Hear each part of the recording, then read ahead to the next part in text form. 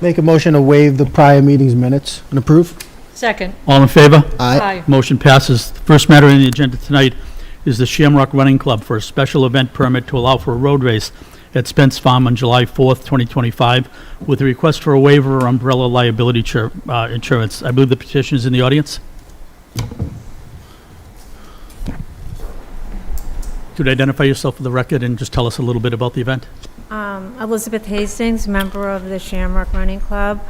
It's our annual 5K road race that is held at the Spence Farm, Awesome. and it's a great family event. The application's in order, all appropriate licenses are here, insurance binders. I'll entertain a motion. Make a motion to approve. Second. All in favor? Aye. Motion passes. Thank you, Elizabeth. Thank you. Thank you. Second on the agenda is a petition for renewal of a secondhand dealer's and secondhand collector's license for Musto Jewelers, 186 Cambridge Road. Is there anybody here to speak on the petition? Long time moving business, all the paperwork's in order, no citizens' complaints. I'll entertain a motion. Make a motion for the petition for renewal of a secondhand dealer's license be sent Second. out to pass. All in favor? Aye. Aye. Motion passes. Motion Make a to motion to adjourn. Second. Second. All in favor? Aye. Thank you. Thank you, That Gordon. was a little confusing.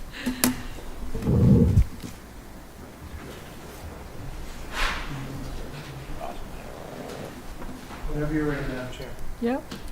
I call the Committee on Personnel to Yeah.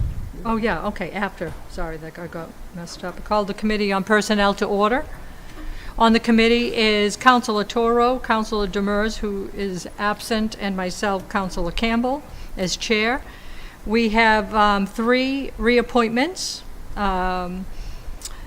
I spoke with the mayor today, and he speaks highly on all of these individuals and has asked us to move forward with them. Madam Chair, do you want, He has a lot of confidence in them. I'll make a motion to approve or waive the reading of the prior meeting minutes and approve.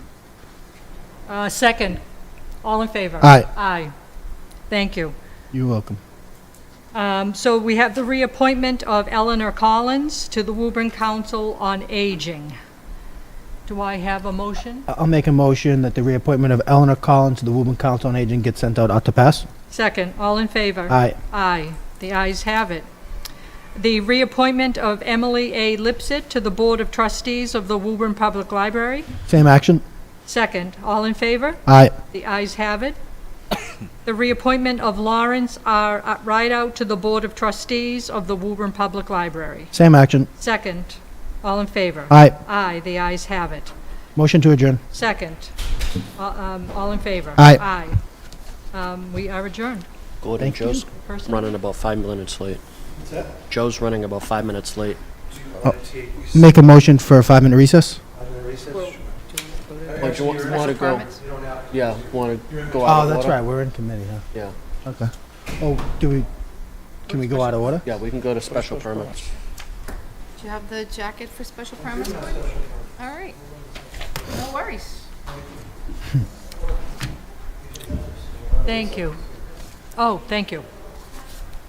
We're moving at warp speed tonight. Thank you, Gordon. Okay, I'm going to call the Committee on Special Permits to order. I'm the chair, Councilor Mercer Bruin, Ward 5.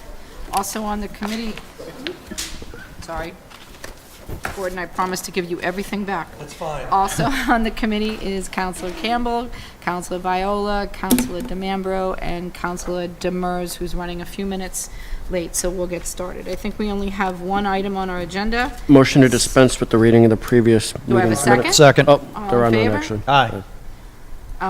Only one item on our agenda tonight for Veer Inc. for special permit under WZO Section 5.157A to allow for outdoor accessory storage trailers and containers for use in research and development at 45 Industrial Parkway.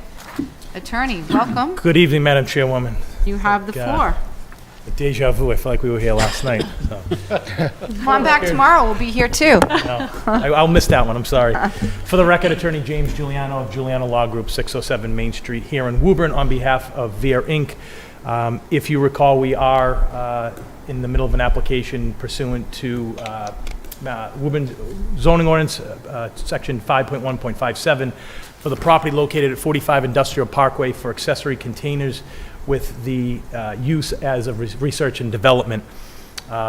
We were in front of the council in mid-May, and there was some good feedback. We have worked on some conditions, proposed conditions that I would like to propose to the council and to the committee. I apologize, Gordon. I emailed Lindsay. Do you have a motion to accept the conditions, the got a second. proposed conditions? Second. Working draft. All in favor? Aye. Does the committee and everybody have a copy of these? Yeah. You're the best, thank you. Yep. So, I have about 10 extra copies, yep.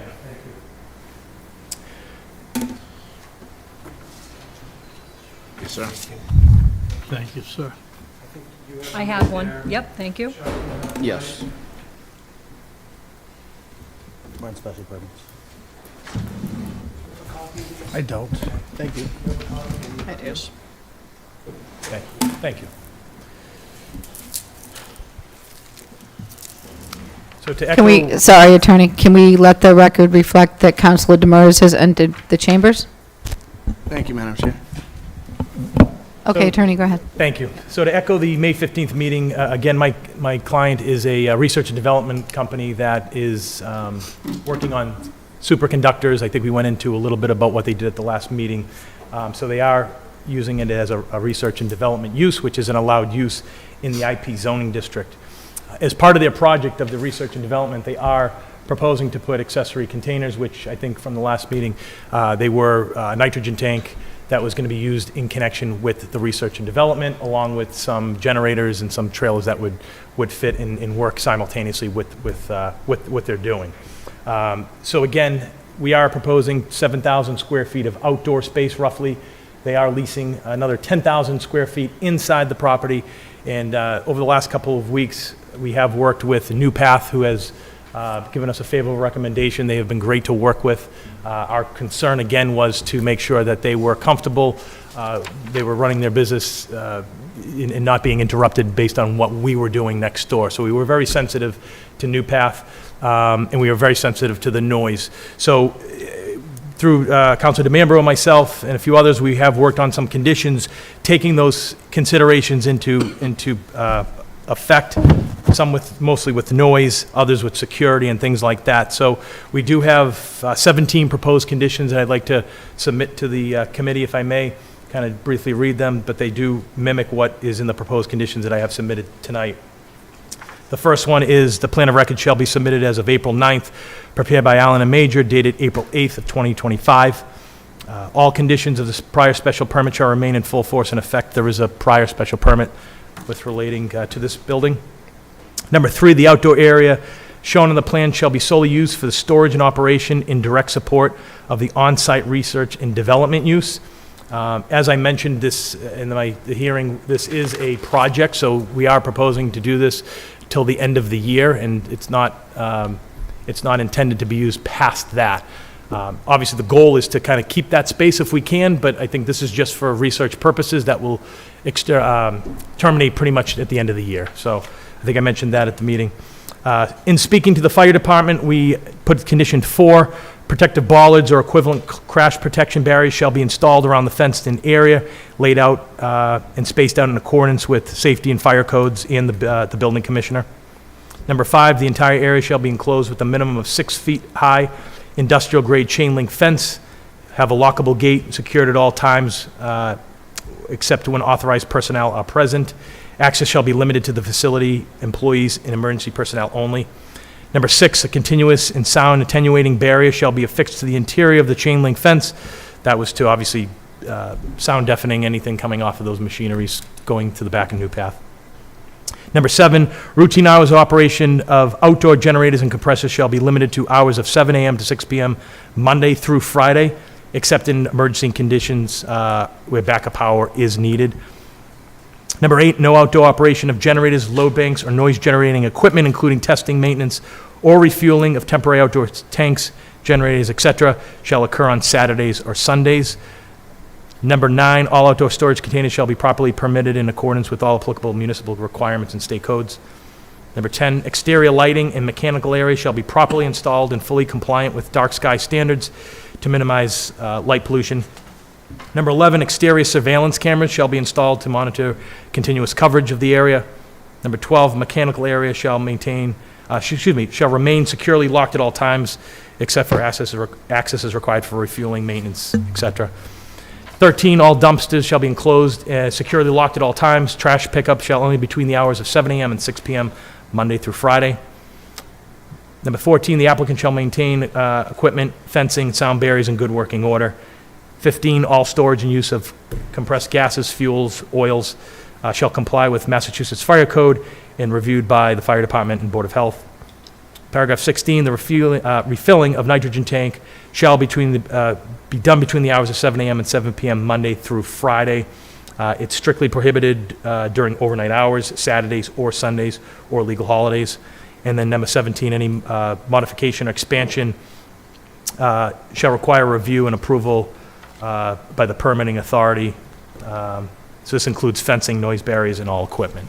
So those are the conditions that we were suggesting with, at the end, the committee request that this ought to pass. So again, we were just being very sensitive to the neighbors, obviously between the working hours. This is an industrial area, but as you may know that area very well, it's a canyon, basically. Everything echoes off each other's buildings and ends up going down School Street for the better part. So we were sensitive to that and wanted to make sure that these conditions were reflective of that. So that being said, certainly answer any questions the committee may have.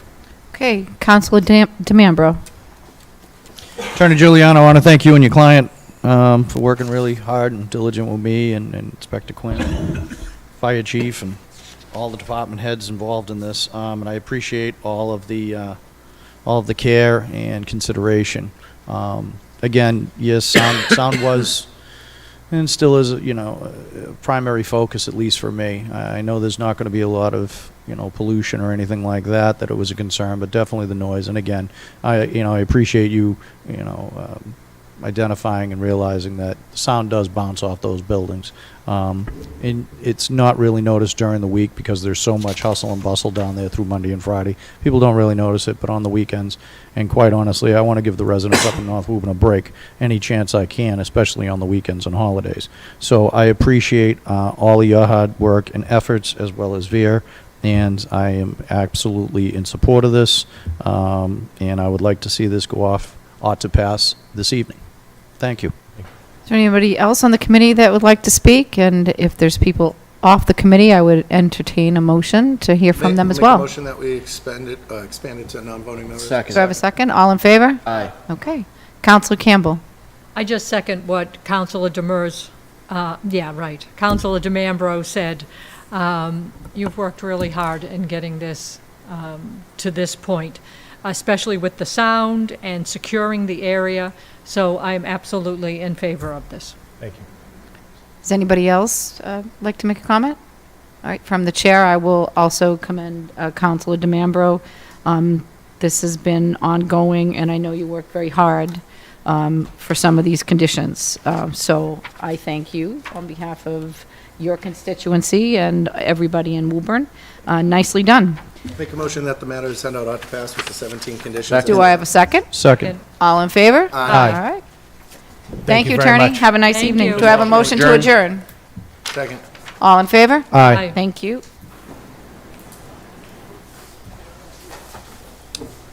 Oh, you're welcome. That's the only thing I took out. So, Clinton Street's closed. National Grid in a hole. Can I just have a moment to confer with attorneys? Of course you can. Of course you can. She's going to call in only if we need her. Okay, sounds good. There was a consultant who was supposed to come today, she's apparently ill. We're going to set it up so if there are questions that require technical response, we can, or there will be a mechanism where she can make a call.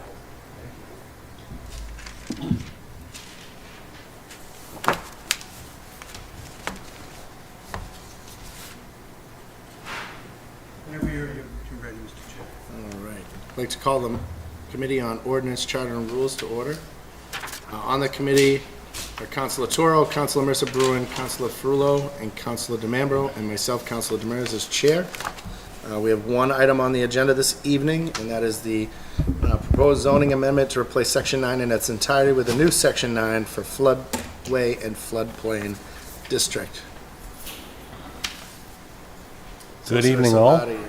How is everyone? I don't recall being treated as nicely as Attorney Giuliano just got treated when I was...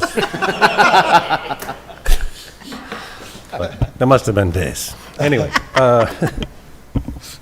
so we're here to propose a new Section 9 in its entirety. We do have a consultant from Ty and Bond, Emily Sherbo, who is quite sick, but can answer the phone if we need her. I think most of us realize, if you don't, I will inform you that this is something that we don't have too much choice in doing, FEMA requirement. We have actually gotten a letter from FEMA saying if we don't adopt it in time, then a lot of people could lose their flood insurance. This has really been worked on for quite some time between myself, Commissioner Quinn, Emily from Ty and Bond, Jay Corey, and now Alex, as well as Teresa in Conservation. So it's been vetted quite deeply. It's a little technical, but some of the major components on the changes are that the FEMA map itself would be the referenced map going forward rather than a Woburn floodplain map. Again, this is a requirement of FEMA. And then the rest of the provisions in there are all upgrades and clarifications required. It has been vetted also by Massachusetts MEMA? DCR, and approved by them, as well as approved, the language has been approved by FEMA. I'm somewhat hesitant to ask you to, approve something this quickly without going through all the motions that we normally go through, but the planning board has gone through it, we have gone through it deeply, and it is a requirement. So with that, I'd be glad to take any question. Tom is here to answer any questions if they're technical, and if they're even more technical, we can call the consultant. Councilor DeMambro. City Solicitor Savati, my concern with this is, with this new FEMA maps, are people going to be in jeopardy of causing issues with their homeowners insurance? Because, I mean, in their maps and our maps that we have, the FEMA maps and the Woburn maps, will they coincide, or did they get larger and cause some people to be in There's tough potential. spot? There's potential for some to have to now get flood insurance, but if we didn't have this in place, they could never get it. So there is potential for that. It's not going to be a retroactive kind of a thing, as far as I understand, and no one's going to come knocking at their door and say, you are now in the floodplain, you now must get insurance. But if the house were to sell, or if it was looked at by their insurance company, potentially those things could occur. I think there is somewhat of a fear that the floodplain has grown over the years, and some people are now in it that weren't in it. But that's the force of nature that we really can't do anything about. So, yeah, there is a concern for that, but we hope that this actually helps that in a sense, and protects the floodplain in the sense that now people would have to get a second permit, so to speak, to do any work on the property. And I'm just assuming that our engineering department will update their maps with the FEMA maps so that it Correct. reflects. That's they, correct. They mirror each other. Okay, That's correct. excellent. Thank you, sir. Yep. Make a motion to open up to non-voting members? Second. Motion made and seconded. All those in favor? Aye. Motion carries. Councilor Campbell? Yeah, do we know how many residences are affected by this? I don't think there's any way of knowing, Tom, do we? If I may. Good evening, Councilor. Hi. Currently, the preliminary FEMA maps are on the City of Woburn website on the engineering page. Okay. So if you, and again, these are preliminary maps. The permanent maps come into effect July 8th of 2025, so a little more than a month from now. But if you went on to the site, you could pull up the maps and you could get the areas to give you an oversense of exactly what areas of the city are impacted. You know, there may be not much on the far west side, but Central Square area with the Middlesex Canal and other streams in that area may have more than it did the last round in 2010. Okay. Okay. Do we know why this came about? Federal law. It just, they were looking at it and they decided to It change it? came up this is the second time that I can recall it coming up, the last time being 2010. So it has to do with, you know, the changes in the atmosphere, the changes in floodways. There's a lot to it that's way above me. So to give you a hardcore answer, I don't have it, but it has come up in the past. Okay. Because my biggest concern, Mark, that you stated was that the resident, I guess I'm concerned that the residents aren't even going to know that this changed and they happen to be in a flood zone. So will they be notified? Well, there's no reason to notify unless they're going to either do work on it or potentially sell it. So it's not going to be something where you're going to say, we're going to go knock on the door and say, you are now in a floodplain, you have to get flood insurance. That's not the case. What will happen is if they come in to do an addition or any work, you know, a deck or something, they may find out then, but they're not going to get notification, and it could change. I mean, the floodplain could change, and they might be in it one day and not the next. So there's not really too much you could do as far as notification. Okay, because say if they don't know, Yeah. and their house gets flooded, they didn't actually they're not doing an addition, but their house was flooded, and they don't have flood insurance because they didn't know that they were in this area. It's not going to be covered, correct? I don't, like I said, I don't believe it would work that way. I think if you don't know you're in it and don't get flood insurance, then you're okay. If you know you're in it and don't get it, then you're not okay. I don't know, that seems But very if you're Well, from the chair, wouldn't, if your house floods and you don't have flood insurance, it wasn't going to cover you anyhow, right? Well, no, so, So if you had the policy, you're going to be covered. If you don't have a policy, you're not going to be covered. yeah, but if you don't have flood insurance, But in the floodplain, but they don't know they're in the floodplain, is what I'm saying. Could I, This map now, so say if my house is now Okay. in the floodplain and I didn't realize that it was in a floodplain, my house is flooded, why would they pay for my flood insurance? Joanne, the Am I, piece you're missing too. yeah, what am I missing? The Please, insurance companies are well aware of this, so they should be notifying their potential clients. Because if you look at when you purchase a home, you do your mortgage inspection plan, it states on they're not in a floodway, and you adjust accordingly. Insurance companies are really in tune with this. So, you know, there's no responsibility for the city of Woburn to notify. It's the responsibility of the property owner to look into the matter, but their safeguard would be, in my opinion, their insurance company. okay, I don't like the word should, it makes me nervous, should, right? But, well, Shoulda, woulda, coulda? I mean, we're talking the federal government here, not I know, at the I local, know. so I wholeheartedly agree with you. Yeah, okay, And Joanne, this is, That- Councilor Campbell, this is something that is a requirement. This isn't something that the city arbitrarily chose to do. It's something that we have to do to make sure that the city has provided or done its due diligence for people to a point. no, I understand that, but obviously I want to represent the residents, right? So I just want to make sure that we're looking at everything, and if it's something that we can or should send something out saying that the floodplain maps are changing or anything like that, check the website, check your house, see, Yeah, are you in that area or not? I mean, that might be our responsibility. Well, again, on the website, not to, there's Samantha Stone from the mayor's office put a nice posting on there about the FEMA open house which occurred today, right on the front page of the city website. Okay, You know, so, you know, the city's tools are there. We're doing everything we possibly can. And I don't speak for others, but in my opinion, we're communicating as best as we can. yeah. And I just Okay. got a text from Emily who said, we will be adding more education to the engineering department website too. So Okay. that will tell people tell people where the growth has gone, where it's come from. Okay, yeah, that's it for now. Yeah, thank you.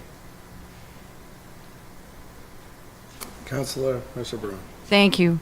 Sorry, I'm going to follow up on this, the conversation that Counselor Campbell brought up. At the end of the day, I don't want anyone in my constituency to find out the hard way that they're now in a floodplain. And I know you said that there was something posted on Facebook about this. On Facebook, did it say? No, on the city website. The website. Website. Okay.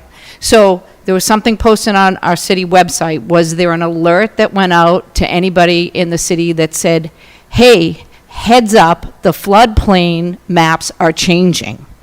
You might want to look into this. We can look into that. And the reason for all the things that Councilor Campbell said, Attorney Salvati, you said, people might find out when they go to sell their house. This absolutely could impact the value of somebody's house. That's my biggest concern.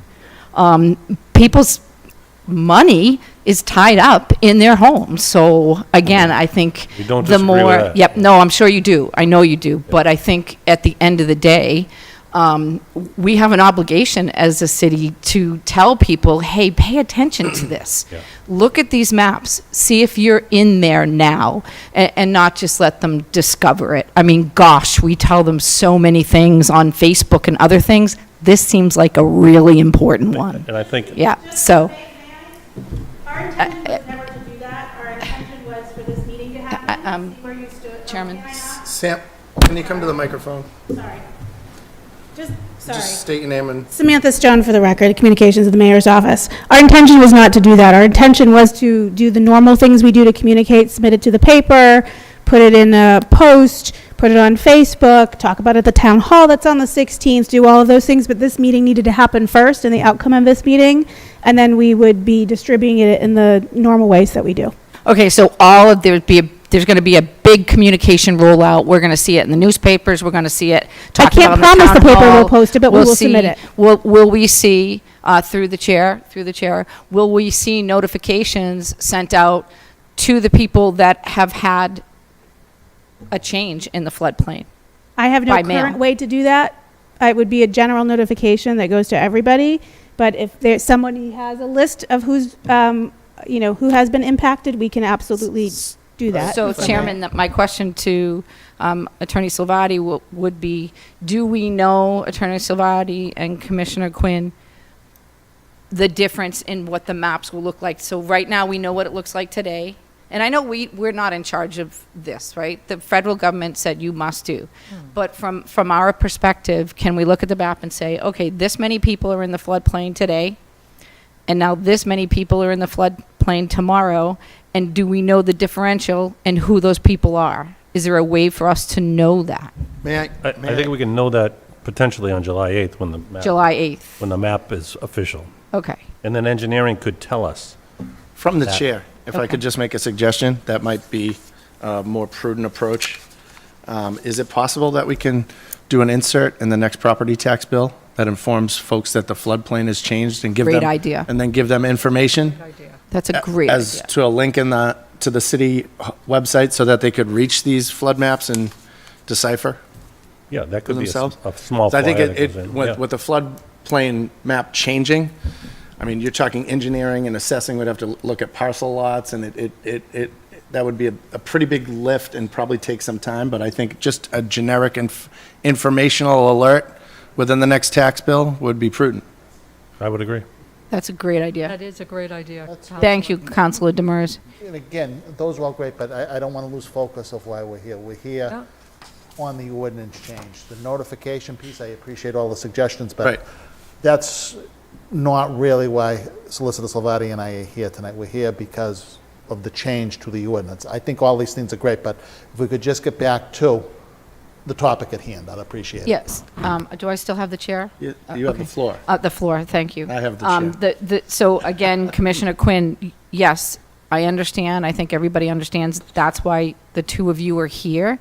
But this is the first time ever that most people are going to hear this at home watching this. So it's very important for us to I know you know that. So I think your idea was amazing. Thank you, Councilor Demers. That, and along with all the other things that we heard Samantha Stone say that will happen as part of this rollout, I think we will have done due diligence here, which is exactly what we should do. And So, from the chair, I intend to follow up with the mayor's office and the treasurer collector to make sure that an insert is in the next tax bill for Thank you. informational purposes, yeah. And Any because other- we are on air, potentially, I'll add that many homeowners may be entitled to a newly mapped discounted rates. So it's not going to be, so if there's probably going to be three categories, some that are already in, some are newly mapped, and they won't be as expensive, so that helps. Councilor Thank you. Toro? You know, with the adoption of the new floodplain maps, you said it earlier when you first started talking, but just to reiterate, because there are going to be people that, you know, are going to be required to purchase flood insurance at some point, maybe not right away. And I just want the general public to understand that this isn't something that we want or pass because we thought it was good. It's coming from the federal government. It's a requirement, right? It's not something that we can say no to. That is that correct. correct? It's just essentially in front of us as a formality, and we have to adopt it. Correct. Nor do we necessarily agree with the maps, but Correct. That's all. I just wanted to make sure we conveyed that as much as possible. Thank you. Any other members of the council like to chime in on this? Councilor Campbell?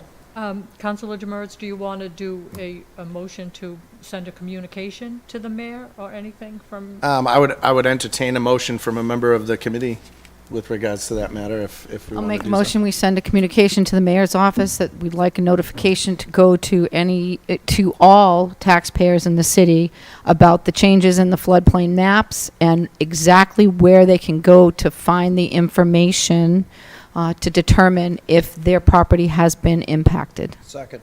All those in favor? Aye. Opposed? The ayes have it. What is the will of the committee? Make a motion to adopt or to replace. Would be a motion ought to pass.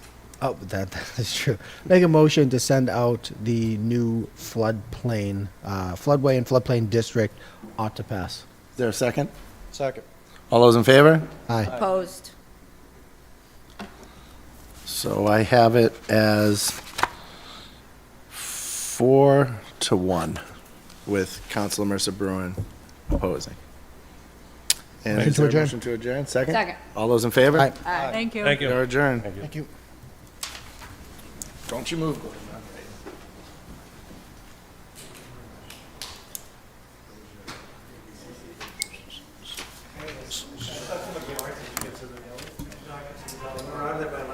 Oh, if I'd known that, I would have met you guys up for lunch.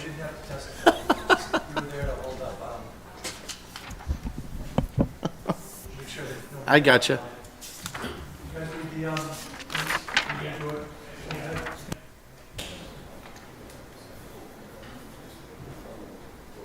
Are you waiting for anybody else?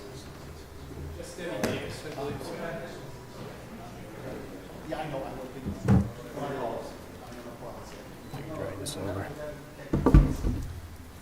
Wireless. No, I can grab the HDMI cord. It's right there. Yeah, but I think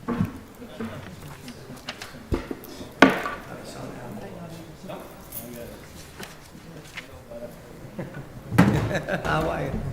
Good, good. Oh, thanks for having us. Yeah. Yeah. Oh, absolutely. Good job.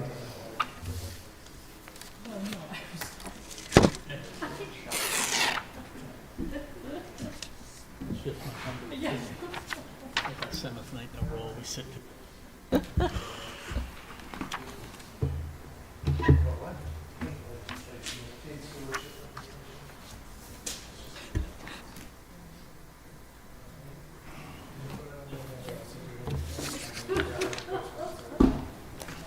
Put me as a co-sponsor, I don't care.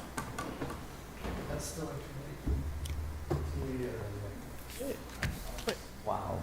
Great time. Look at that. Jeez. All right, Councilor Viola, I'm the chair of the Finance Committee. I'm going to call the committee as a whole of finance to order. We have one thing on the agenda tonight. It's the discussion of Northeast Metropolitan Region vocational school budget for FY26. Good evening. Good evening. Thank you. Good evening, thank you. Sorry, just pulled in traffic. But perfect timing. No traffic in Woburn. No, from Boston, it was awful. Anyways, I'm here with Superintendent DeBarry and also Jay Pacone, and we're proud to present our fiscal year 26 budget. So I'll turn it over to them. All right, thank you. Before we start, just a quick update. We're about a little over a year away from our school being completed. We actually put the first window in today. Oh, that's So there's a exciting. lot of work on the inside, Yeah. but to get to that window and all the walls are there, and welcome you to jump onto northeastmetrotech.com anytime and check out the progress, but it's pretty amazing. So again, I thank you for your support. I've learned a lot over the past couple of years being out and about to the 12 cities and towns.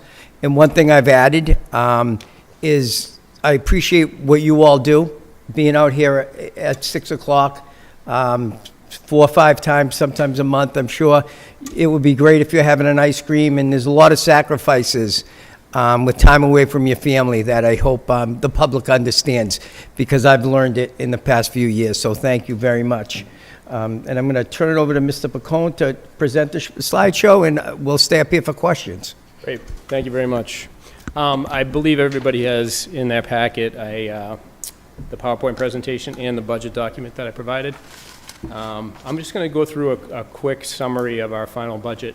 I can talk certainly about the fact that we always want to keep you guys in mind in terms of we know your financial burdens on an annual basis, and we know you have other departments you need to fund fully and adequately, and so we want to make sure that we're cognizant when we're developing our budgets. So I'm going to go through and basically talk to you about the predicament that we've faced this year, and I think a lot of communities around the Commonwealth have faced the same predicament, and that is that we have a lack of state funding, and a lot of the onus is being passed on to our member communities, such as Woburn, in order to foot the major portion of the bill.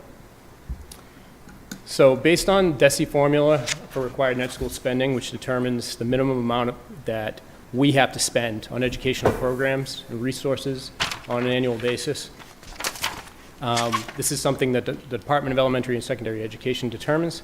We're required to spend over $2.2 million more than FY25 to meet this threshold. Now, normally, that threshold is covered by a majority of state funding when it comes through to us as Chapter 70 funding.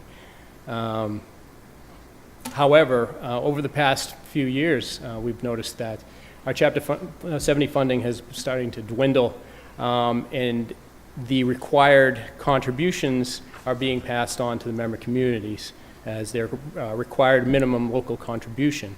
And I don't see that is stopping any time in the future unless there's a funding source that the state can determine in order to bump up that Chapter 70 formula. I will say that they have set up a committee.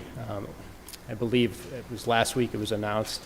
There was a committee to look at Chapter 70 to see whether or not it's going to be adequately funded. However, I will say that those committees typically take between 3 to 4 years for anything to come to fruition. Yep. If I can jump in. Last year, when I was here, you could pull the tapes up. I was a little dramatic, and I explained to the committee that the state grossly underfunded public education last year, and nobody was talking about it. And I urge people to get in touch with their reps and senators, because it's not being reported in the papers, it's not being discussed. If nobody says anything, it's very likely that it's going to happen again next year. Here we are a year later. This is the second year in a row that we've been underfunded. So it's happening, and I think Woburn did a little better place because I believe we had a little enrollment increase, unlike a lot of our districts. Last year, our districts were underfunded, they had to drain their rainy day funds. They covered it.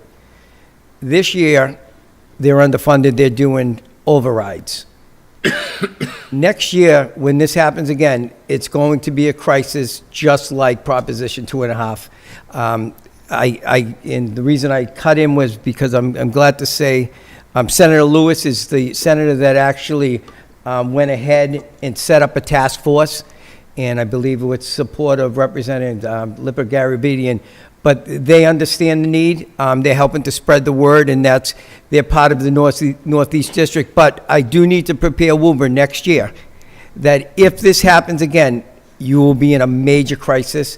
And if there's anything you can do leading up to that, whether it's savings throughout the year or whether it's advocacy with the state, it is going to be a tough year. And I hope not to be up here and say, remember I told you last year? We're here. So I think if we spread the word enough, it'll get around. What Mr. Bacone also alluded to, not only was the funding not adequately where it should be, the formula for Chapter 70 actually increased dramatically what we have to spend on students. So if I was able to really do my best to come in here and save you money, I cannot save you money. There is a minimum amount, and that minimum amount is being increased. And that is also going on to the cities and towns. So the state is basically saying, we're giving you less, and we're also requiring you to spend a lot more. Here you go, good luck. It's a very challenging situation, and we are, and Jay's going to talk about it, at minimum contribution. We are one of the districts that is not spending over. The majority of school districts are between 10 to 15% over minimum. We're at zero. I know Woburn is also very low, so kudos to them. But it's going to be a tough year next year. Yeah, thank you. Sorry. No, that's fine. So at the very bottom of the screen, you'll notice that only $910,000 was funded from Chapter 70, resulting in the required minimum contributions for all of our communities had to be increased by at least approximately $1.3 million. So you'll see that that is not a sustainable model that's they're using right now. So because minimum is minimum, and we have to charge at least the 1.2 since we're right at minimum contribution, superintendent and myself looked at ways that we could reduce the member burden. We're always looking to reduce your burden because, again, we know what kind of pressures you're going under. So at the beginning of last year, we began saving money in terms of our surplus funding because we anticipated this fiscal crisis was going to occur. So we started using grants to purchase things that were normally within our budget. We started really trying to tighten our belts in order to ensure that our reserves are as high as possible, knowing that we were actually going to the end of the year well over our E&D allotment over 5%, but that was by design. And because of that, we were able to reduce the debt service to all our member communities by $2.7 million from our excess and deficiency funds. That's over the 5% maximum that we had. I believe you got a letter stating as such. But that action alone saved Woburn $256,000. I'm happy to report. So that's got a one-time reprieve on the debt service, just to let everybody know. So that's, again, we're just trying to do our part in order to reduce what we can reduce. So you'll see the required minimum contribution plus our debt service increase. This is the total assessment increase. If you look at the total assessment increase, it is exactly attributed to the minimum service, minimum contribution increase plus the debt service increase. You notice that our assessment is tied almost exactly to that, a little bit less, because we're right at minimum now. And this is actually Woburn's portion. So if you look at, again, minimum contribution increase, $279,634 based on 8 additional students that are attending. The debt service increase is $139,650 after we reduced it by the $258,000. So the assessment increase for FY '26 is $411,201.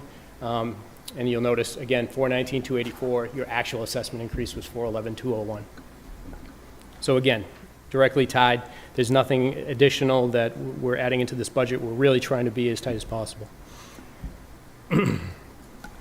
And you'll see that this is a total assessment summary, which includes the debt service, which is revised. It shows how much, based on our initial budget that we set out to present, and after our E&D certification, how were we able to reduce the final assessment by almost a little bit over $2.7 million.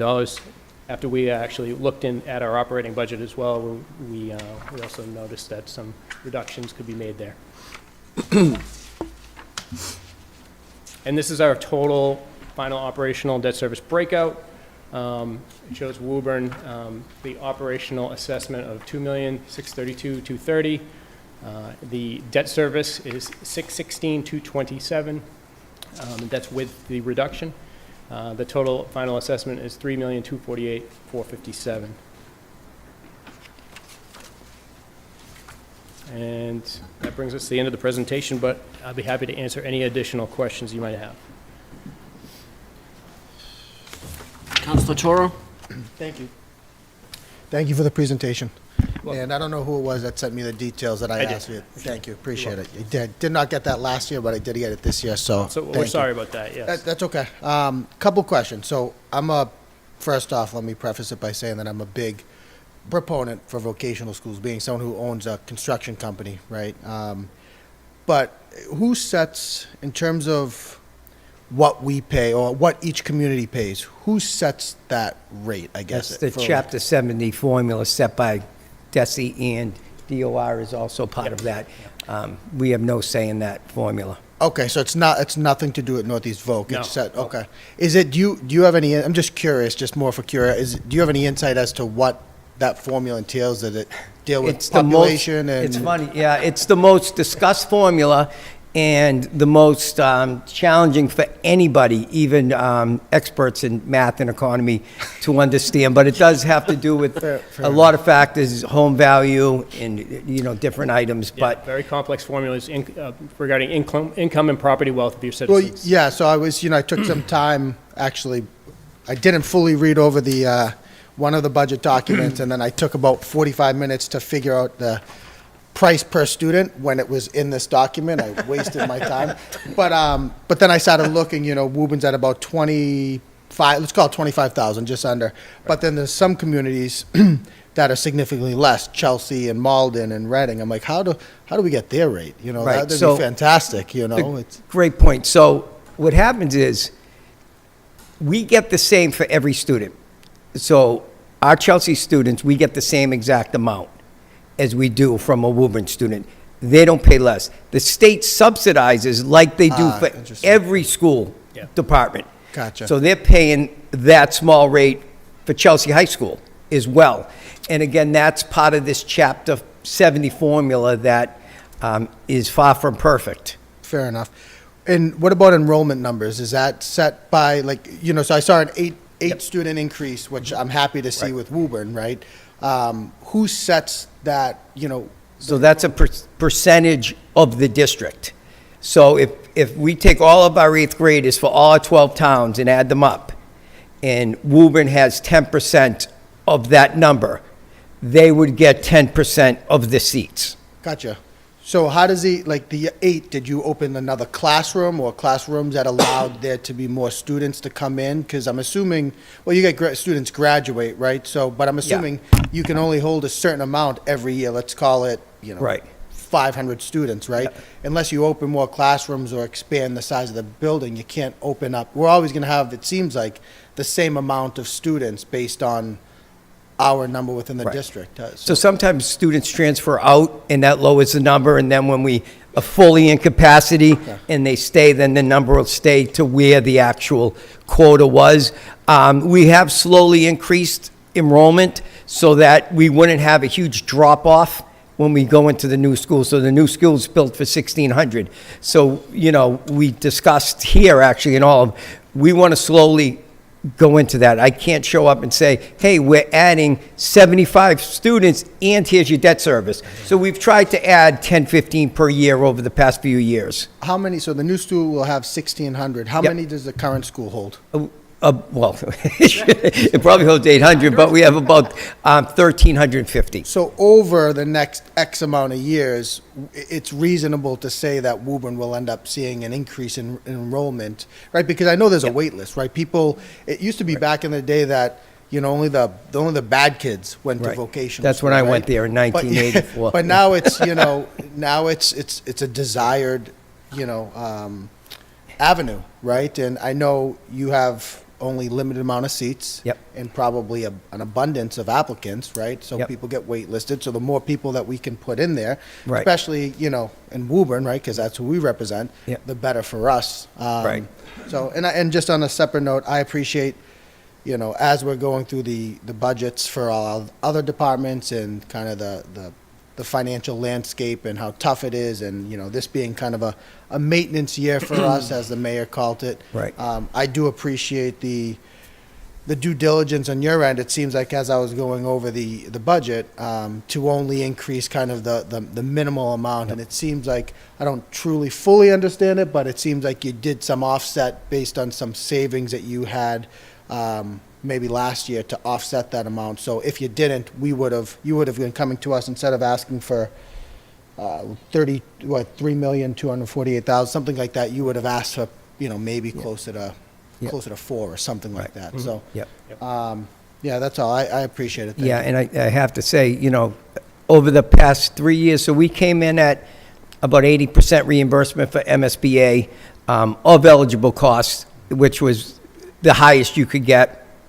It's funny, people, when they saw the price tag of almost 330 million, they were floored. Now schools are coming in at 750 million, high schools. But from the point we had our vote approved and we had our money allocated, we also went out in the past 3 years and received over $30 million in grants to reduce what the member communities have to pay for that.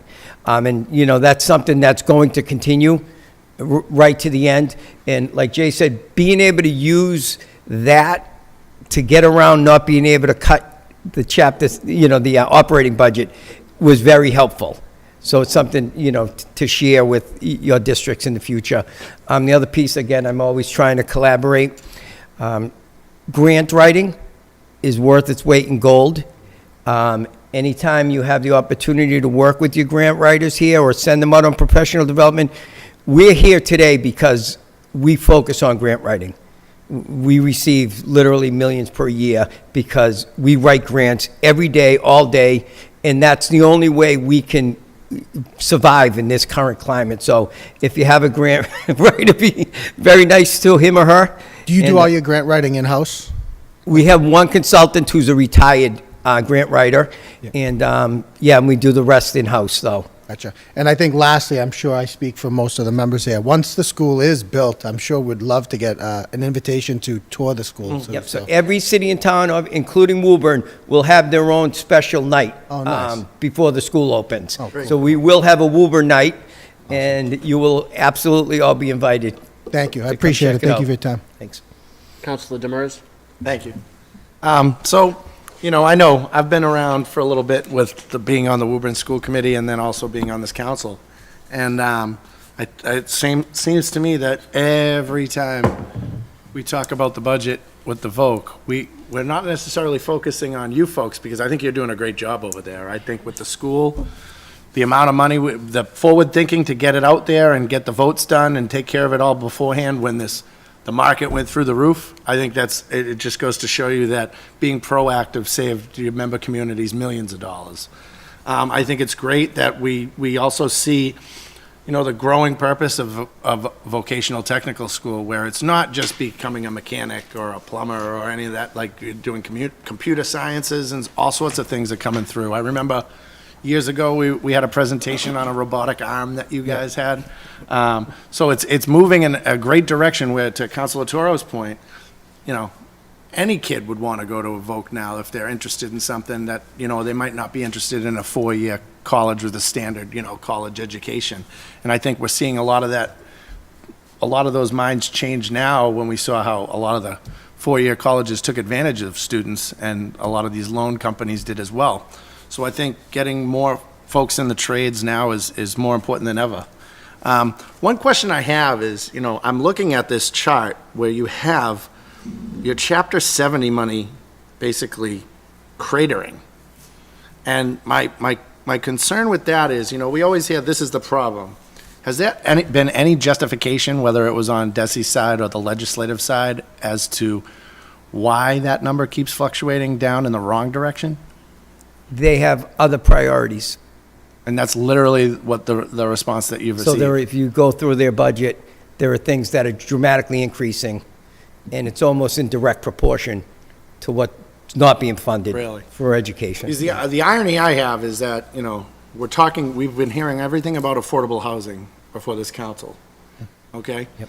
And we're not investing in our education enough to make sure that our students can get the jobs that they need to be able to afford the housing we have right now. Yeah. So it's concerning, and I'll commit to reaching out to our legislative delegation to kind of try and shake the tree to bring more light to this, because I think, even when I ran for state rep in 2018, one of the big things I was talking about was how funky and regressive that formula can be. Yeah. And I know they did the Student Opportunity and Achievement Act, I think it was called, or I can't remember the acronym right now, but Yep. Right. it changed the funding, but it kind of went right by Woburn, the funding mechanism, and I think it focused more on gateway cities, based on socioeconomic factors, demographics, and so forth, and need, similar to what the formula is currently in terms of the reimbursements. So I think as a council, I think we should be clamoring with our legislature, especially for even our own Chapter 70 funding and that. But I think you guys are doing a great job. Keep it up, and I'd love to hear that we have more and more communication over the next 365 days so that we can jointly prepare for the coming avalanche, I guess you could say. Absolutely. Thank you, Mr. Chairman. Councilor DeMambro? I applaud all your efforts. I think the Northeast Voc has come light years from where it was when I graduated in 1990. To my colleague's point, that was kind of where the bad boys and girls went at one point. You saying you were a bad thing? Be quiet. Not those allegations. I will say, it drives me insane how the state is not funding these schools and finding ways to help and finance with Chapter 70 money.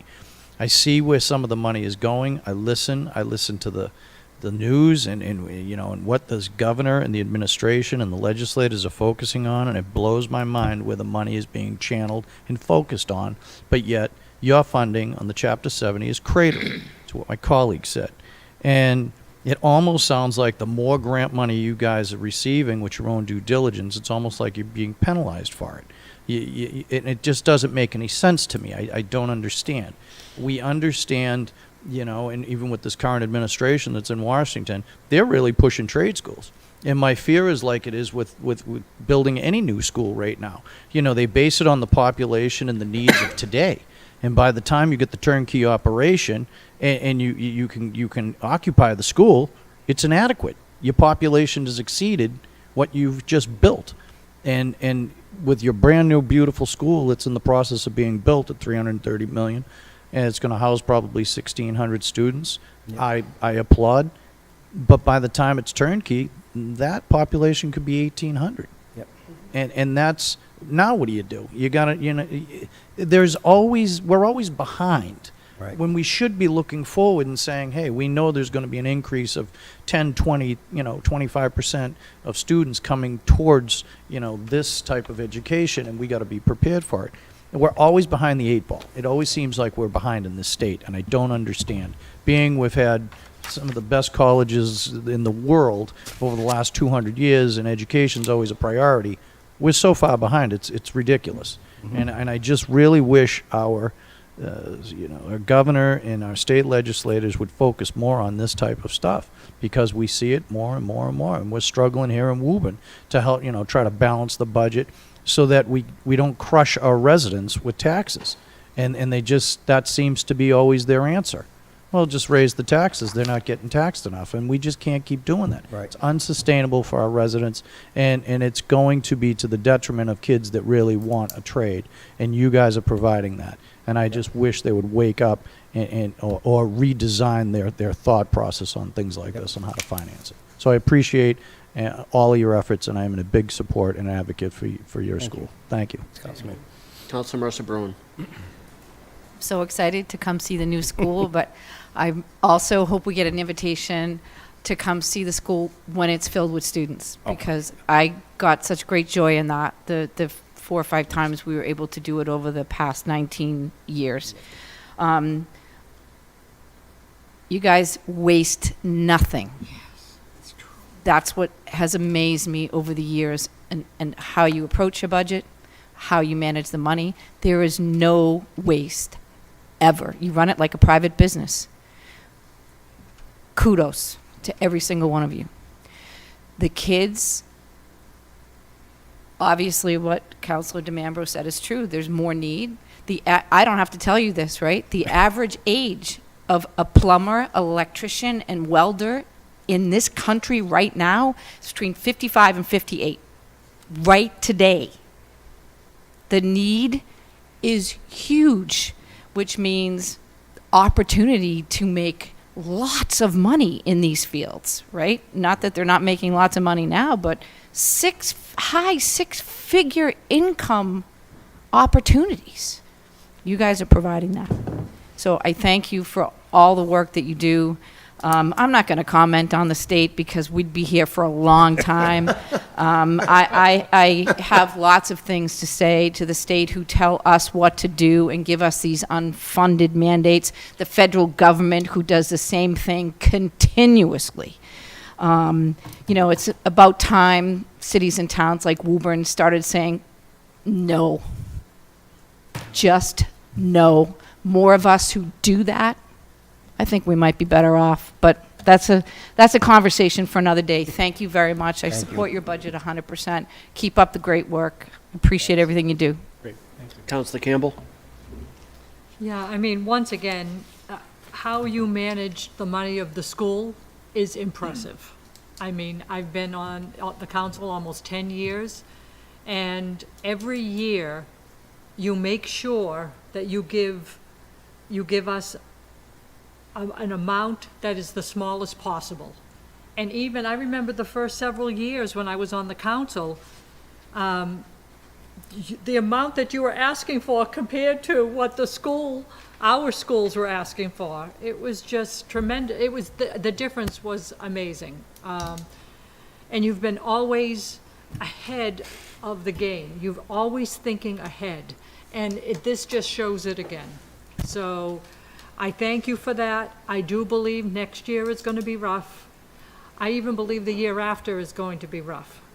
As some have said about our governor, state legislators, they are focusing on other things than the schools, things that are really important.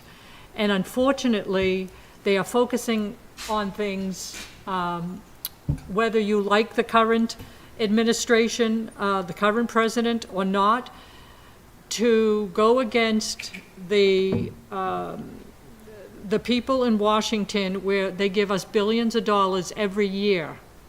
And there is now a chance that that's going to be cut. Where are we going to see those cuts? Guess where we're going to see them? In the schools. And that's what really scares me. So, you know what? Whether you like the guy in the White House or you don't, when do we always like everybody? We don't. Work with them. If we're going to lose $40 billion, holy smokes, what's going to be cut? What's going to be cut? Our schools, and the children aren't going to get the money. So you are right. And the thing is, I thank you for saying you're bracing yourself and that you're already looking ahead to see what you can do.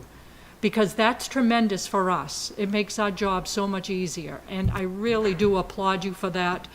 And I love the idea that you're going after grants to make up for the money that you need for whatever curriculum, whatever it might be. Chromebooks, you didn't say that, but I'm just guessing, right? So I want to thank you for that, and we really do appreciate it. Thanks, Colin. Counselor at Large Ferrulo? Oh, you're good to see Why? you again. I just want to say thank you for your commitment to the city. I spent a few years with you when I was police chief here. I enjoyed the time over there. I have one very important question. Is the new bakery going to be as good as the old bakery? Oh, yeah. I don't know how it could possibly be better, because Yeah. Thank you for all you do. I appreciate you. They have a full restaurant. Counselor Papalato? Thank you. You guys, I've been on the council for 2 years, so this is the second budget I've seen, and you are a well-oiled machine, you know. Despite Deb being there, you still been able to push through it. Really, you guys did a great job. I thank you for everything you do. My son-in-law went to the Voc, and he's a welder as well, so it's a well-oiled machine, and the people that went through the process and through the school, they have nothing but good things to say about it, so keep up the good work. Any other councilors have comments? From the chair, I want to thank you very much for everything you do for our students and for the students that go to your school. Could echo everything that everybody else said. We'd be here all night, but thank you very much. Thanks again, everyone. Thanks, guys. Thank you very much. for coming down. Mr. Chairman, I have two procedural motions for this evening. Go ahead. I'll make a motion that the Northeast Voc school budget be sent back for action. Second. All those in favor? Aye. Opposed? Motion carries. I'll make a motion that the mayor's proposed fiscal year 2026 budget be sent back for action. Second. Second. All those in favor? Aye. Opposed? Motion carries. Motion to adjourn? Second. All those in favor? Aye. Opposed? We stand adjourned. Thanks, guys.